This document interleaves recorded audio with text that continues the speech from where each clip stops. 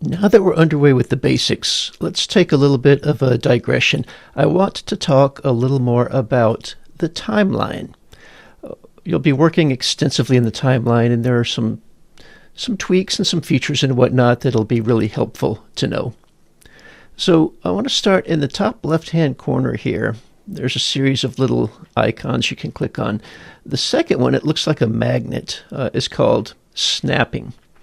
Now, as we've been editing so far, anytime we've gotten close to an edge, Premiere has kind of jumped to that edge, right? So this was really useful when we were assembling videos. Let me zoom out, and let's just pretend I want to put another clip down here at the end. So I'm going to zoom in, pressing the plus key to do that. And you'll notice that as I click and drag it down here, as I slowly move it closer and closer to that clip on the left-hand side, oops, let me click and drag a little bit further, suddenly it jumps and the two are touching. And if I try to move it away to the right, it kind of leaps away. And again, if I jump, I'm barely moving the mouse at all, and you can see that it's jumping back and forth across that gap. Now, if I go a little bit further, right, I can move it smoothly in very small increments. But as I get close to that other clip, suddenly I can't control it. It will either jump to that clip or jump away from that clip. There's a space in between I can't get to.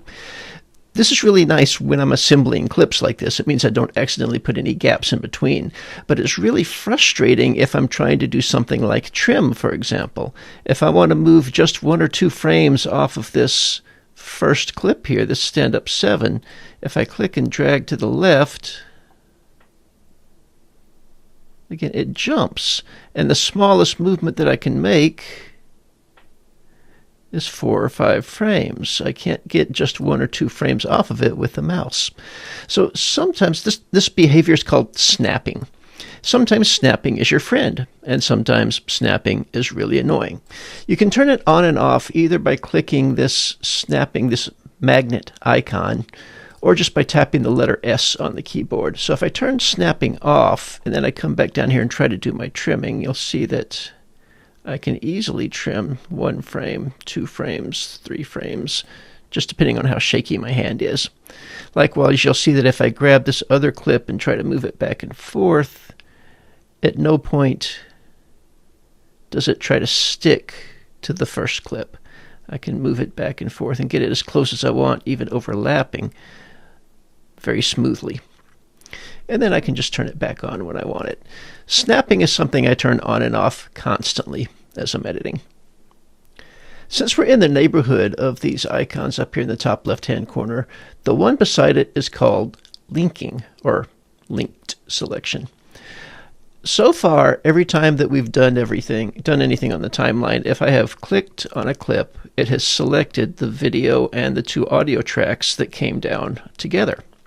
And again, sometimes this is a useful thing, but sometimes you want to manipulate just the video or just the audio.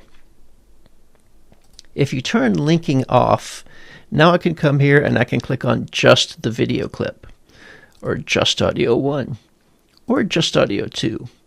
And now that I've clicked on it, I can move it independently of the other one.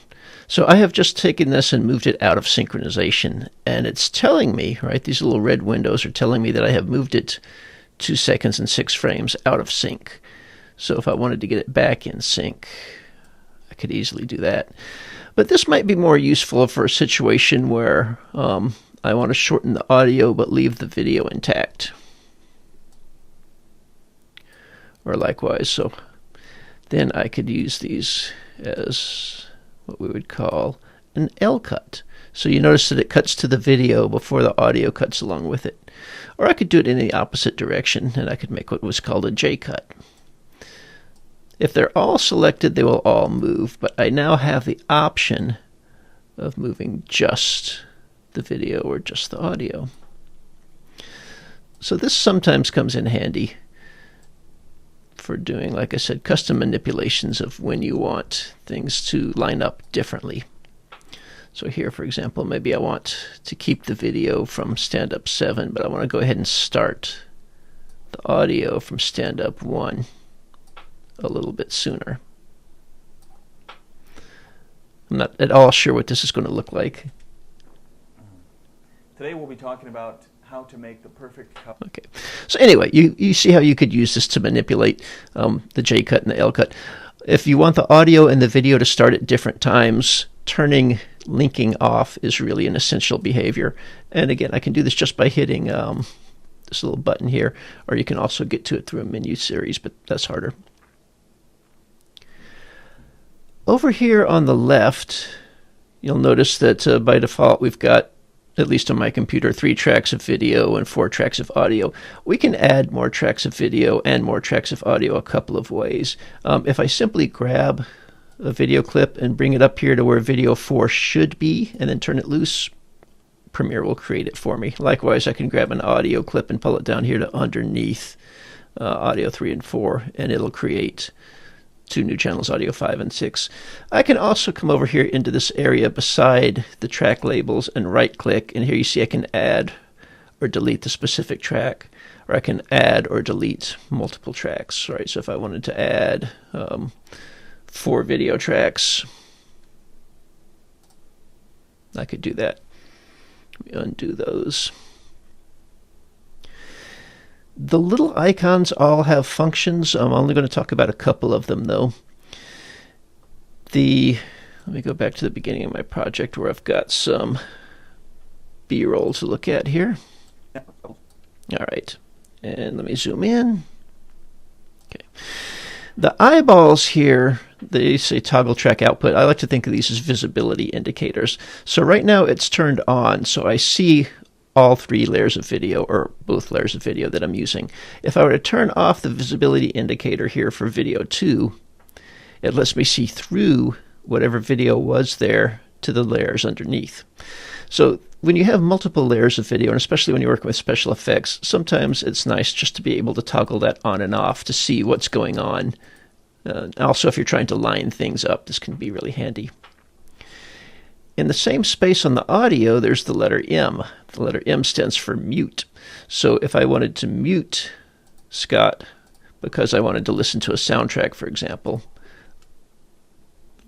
the audio's still there. I haven't damaged anything. I've just temporarily turned it off for my listening pleasure. Beside M is S. S stands for solo, which means listen only to this track. So again, if I had many tracks of audio and I was curious about what was happening on audio 2 because I thought maybe there was a bad noise there, rather than having to mute everything else in the timeline, I could just hit the solo option here. And then the only thing that will play is channel audio 2. We have a light roast. Right now, that doesn't sound any different than it did before. These tracks, the video and the audio, right now I've been working with the default track size, and for a lot of this project that'll be fine, but sometimes you want the tracks to be bigger. And there are a couple of ways you can do this. If I want to just make one track bigger, maybe video 1 for example, I can point my mouse at the line between video 1 and video 2, and then I can click and drag. And if I drag it up, I make that layer larger. And you can see when I did that, a thumbnail appeared, and also this little white line appeared. That's going to become important later.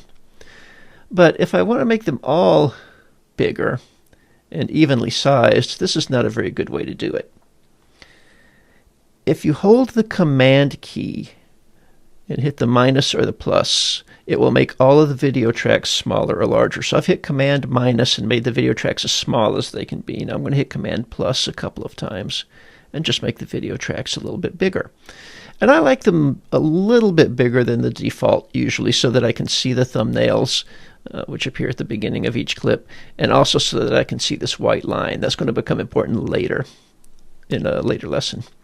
I can do the same thing with the audio tracks, but rather than using the Command key, I'm going to hold down the Option key, and that will allow me to make the tracks all uniformly bigger or all uniformly smaller.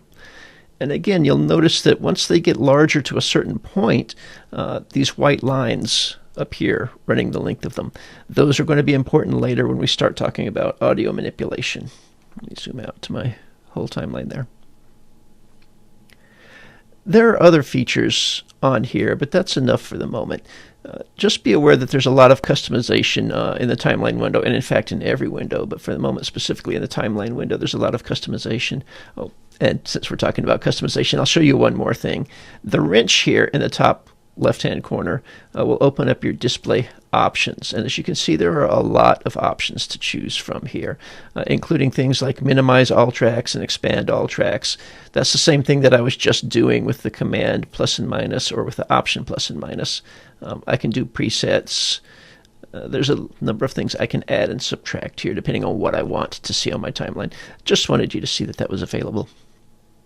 Okay, that was fun. Let's get back to editing.